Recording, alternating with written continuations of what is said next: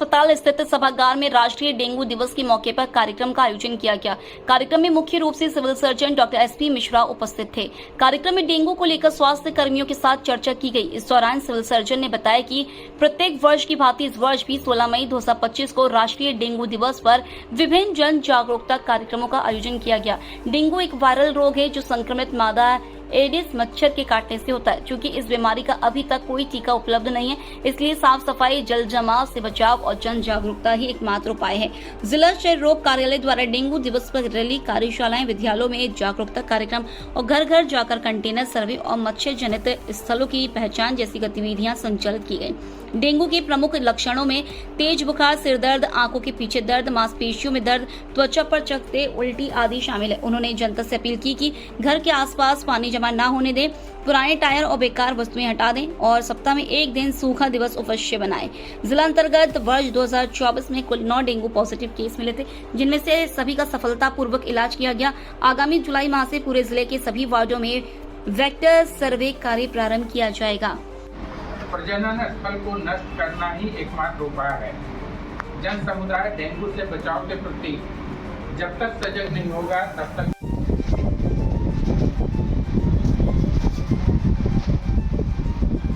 इलाज किया गया और सभी सफल रहे। और ये सारे मरीज हमारे यहाँ के नहीं थे, जो कहीं से ट्रैवल करके आए थे। इनकी इससे ट्रैवल की थी, जो बाहर से संक्रमित होकर आए थे और यहाँ उनका इलाज हुआ। जिला बीबीटी कार्यालय द्वारा डेंगू रोग के रोकथाम हेतु जुलाई माह से सभी वार्डों में कार्य योजना के अनुसार वेक्टर सर्वे कराया जाएगा। 16 मई को राष्ट्रीय डेंगू दिवस के रूप में चिन्हित किया गया है। इसको राष्ट्रीय डेंगू दिवस के रूप में हम लोग जन जागरूकता अभियान, इससे बचाव का उपाय और कैसे हम डेंगू पर नियंत्रण कर सकें, कैसे डेंगू से बचाव कर सकें, उसके बारे में जागरूकता अभियान चलाते हैं। जन जन तक आपके माध्यम से, हमारे स्वास्थ्यकर्मियों के माध्यम से ये संदेश फैलाया जाता है कि डेंगू का मच्छर जो एडिस एजिप्टी के काटने से होता है और ये मच्छर दिन में ही काटते हैं और ये लगभग सफ़ेद ये साफ पानी में पनपते हैं।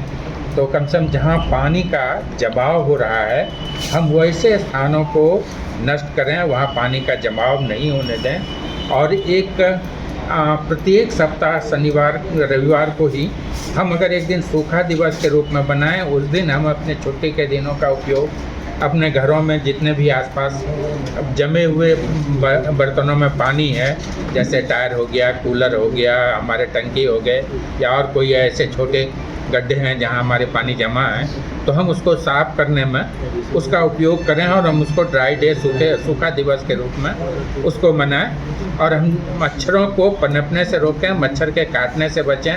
दिन में काटते हैं, इसलिए दिन में भी हम सोने के समय मच्छरदानी का या पूरे शरीर में वस्त्र से कवर करके अगर हम इस तरह से अपना बचाव करें, मच्छर से काटने से अगर बचाव करें, तो हम डेंगू को नियंत्रित कर सकते हैं, डेंगू को रोका जा सकता है। ऐसे हमारे ज़िले में डेंगू के कुछ जो मरीज़ मिले वो बाहर से ट्रैवल करके आए थे और उन्हें डेंगू के ये हुए। और हर वर्ष जुलाई में एक डेंगू के लिए सर्वे कराया जाता है, ताकि घर घर में जाके वो जमे हुए पानी का या और कोई लक्षणों का उसकी जांच करते हैं और उसके अनुसार उनको जागरूक करते हैं, ताकि डेंगू पर नियंत्रण पाया जा सके। सर, डेंगू के पेशेंट में क्या क्या लक्षण पाए जाते हैं जिससे पता चलता है कि ये डेंगू के पेशेंट है?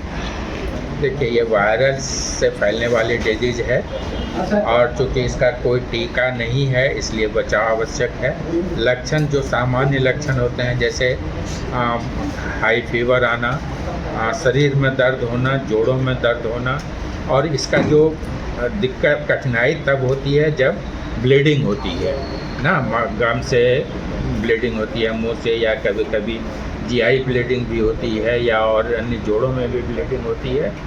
तो ये जो इसका कॉम्प्लिकेशन है, ये कठिनाई का सबब है। ऐसे इलाज से इसे नियंत्रित किया जा सकता है, उपाय किया जा सकता है।